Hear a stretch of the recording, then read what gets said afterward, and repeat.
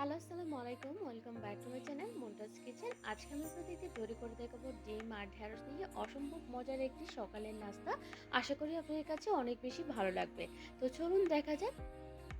এখানে আমি ঢেঁড়স নিয়েছি 150 গ্রাম। আর ঢেঁড়সগুলো অবশ্যই কচি থেকে নেওয়ার চেষ্টা করবেন। আর ঢেঁড়সগুলো এখানে আমি পানি দিয়ে খুব ভালোভাবে ধুয়ে পরিষ্কার করে নিয়েছি।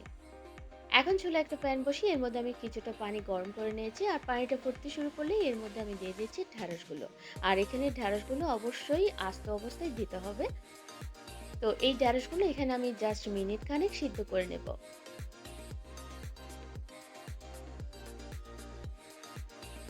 তো মিনিট খানেক ঢেঁড়সগুলো এখানে আমি সিদ্ধ করে নিয়েছি। এখন এগুলো এখান থেকে আমি তুলে নিচ্ছি।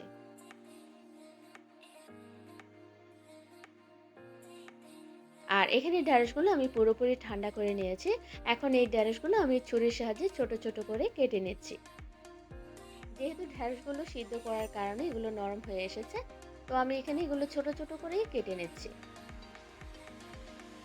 আর এভাবেই সব ঢেঁড়সগুলো আমি এখানে কেটে নিয়েছি। এখন এর মধ্যে আমি অ্যাড করে দিচ্ছি একটা ডিম। যদি আপনাদের প্রয়োজন হয় আপনারা দুটো ডিমও এখানে দিতে পারেন। এর মধ্যে এখন দিয়ে দিচ্ছি 1/4 কাপ পেঁয়াজ কুচি। পেঁয়াজটা আমি এখানে মিহি কুচি করে নিয়েছি। আর দিয়ে দিচ্ছি দুটো কাঁচামরিচ কুচি। তবে ঝালের পরিমাণটাও আপনারা আপনাদের পছন্দ অনুযায়ী অ্যাড করে নেবেন। দিয়ে দিলাম স্বাদ মতো কিছুটা লবণ। আর কোয়ার্টার চামচ দিয়ে দিলাম সাদা গোলমরিচের গুঁড়া, চাইলে কালো গোলমরিচের গুঁড়াও দিতে পারেন। দিয়ে দিলাম আধা চামচ হলুদ গুঁড়া, আধা চামচ দিয়ে দিচ্ছি লাল মরিচের গুঁড়া, আর আধা চামচ দিয়ে দিচ্ছি ধনিয়া গুঁড়া। এখন সবগুলো আমি একত্রে চামচের সাহায্যে খুব ভালোভাবে মাখিয়ে নিচ্ছি। চাইলে এই কাজটা আপনারা হাতের সাহায্যেও করতে পারেন। তো আমি এখানে এটা খুব ভালোভাবে মাখিয়ে নিয়েছি।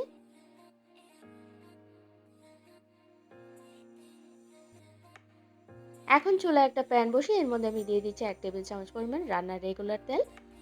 তেলটা দিয়ে এখন স্প্যাচুলার সাহায্যে আমি চারপাশে সমানভাবে স্প্রেড করে দিচ্ছি। আর তেলটা গরম হয়ে আসলে আমি এর মধ্যে দিয়ে দিচ্ছি ডিম আর ঢেঁড়সের মিশ্রণ। ডিম আর ঢেঁড়সের মিশ্রণ দেওয়ার পর আমি চামচের সাহায্যে খুবই সমানভাবে চারপাশে স্প্রেড করে দিচ্ছি। আর এটা খুবই ভালোভাবে করতে হবে যাতে সমানভাবে চারদিকে এটা কুক হয়। তো চামচ দিয়ে আমি চারপাশে সমানভাবে স্প্রেড করে দিয়েছি। এখন এটা মিডিয়াম টু লো এর মাঝামাঝিতে রেখে ঢাকনা দিয়ে ঢেকে এটা আমি রান্না করে নিচ্ছি ঠিক 3 মিনিট। আর এটা বেশি আঁচে করা যাবে না, তা না হলে নিচে থেকে কিন্তু এটা পোড়া লেগে যেতে পারে। তো ঠিক 3 মিনিট পর দেখে নিচ্ছি। তো দেখতেই পাচ্ছেন ডিম আর ঢেঁড়সের মিশ্রণ কিন্তু নিচে থেকে শক্ত হয়ে গিয়েছে। এখন খুবই সাবধানে এটা স্প্যাচুলার সাহায্যে উল্টে দিতে হবে। তো ডিম উল্টানোর জন্য আমি ততটা এক্সপার্ট না, এটা আমার কিন্তু ভেঙে গিয়েছে।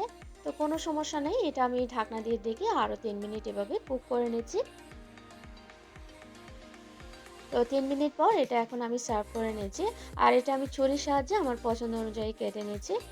তো এটা এত মজার হয়ে থাকে, আপনারা বাসায় কিন্তু অবশ্যই ট্রাই করবেন। আমার বাচ্চারা কিন্তু ঢেঁড়স খেতে পছন্দ করে না।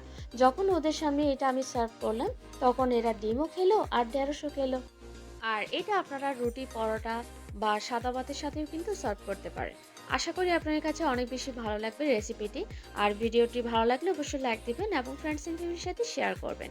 আর আমার এরকম নিত্যদিনের ভিডিওগুলো পেতে আপনারা অবশ্যই আমার চ্যানেলটি সাবস্ক্রাইব করবেন। সবাই ভালো থাকবেন, সুস্থ থাকবেন, আমার জন্য দোয়া করবেন। আল্লাহ হাফিজ।